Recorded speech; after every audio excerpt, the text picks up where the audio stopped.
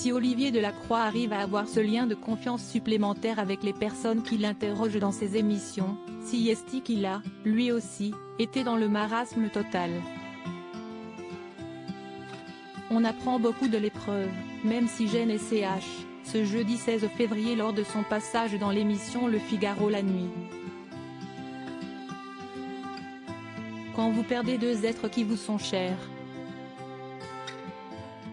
D'abord quand on perd un parent, un père, une mère, si est un moment très particulier, a confié à Thibaut Gauthier, celui qui a perdu son père et son fils à seulement 1 an et demi d'intervalle il y a une vingtaine d'années.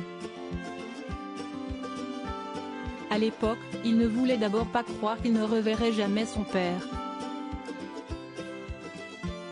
C'était ça qui m'étouffait, qui m'écrasait, a expliqué le présentateur de l'émission dans les yeux d'Olivier.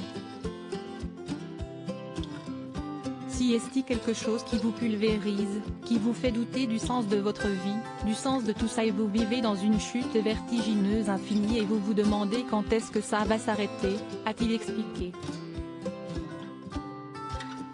Olivier Delacroix reconnaît avoir parfois eu des idées noires. Il y a des moments, vous pensez, il faut que ça s'arrête.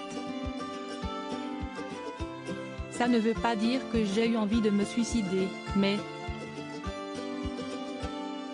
si mon cœur s'était arrêté à ce moment-là, ça m'aurait énormément soulagé, a-t-il raconté avec émotion. Il n'était pourtant heureusement pas question pour le père de famille en deuil de se suicider. Je ne voulais pas faire ça, a-t-il assuré. Ces drames lui ont permis de relativiser tellement de choses dans sa vie. Ces célébrités qui ont vécu la perte d'un enfant, son fils est mort à seulement 2 mois. Quand vous perdez un enfant, vous ne pouvez pas l'oublier, poursuit l'animateur. Je n'oublie pas mon père non plus. Vous ne pouvez pas avancer dans la vie et tous les jours avoir une pensée en disant « Où est-ce que je ferais là avec mon fils ? On irait au parc, des Princes, note de la rédaction, voir PSG Lille. Est-ce qu'il aurait été musicien comme moi ? 21 ans, vous vous rendez compte du trou, du vide, donc voilà, a conclu Olivier Delacroix qui a bien du mal à contenir ses larmes en évoquant son fils décédé à l'âge de 2 mois des suites d'une malformation cardiaque.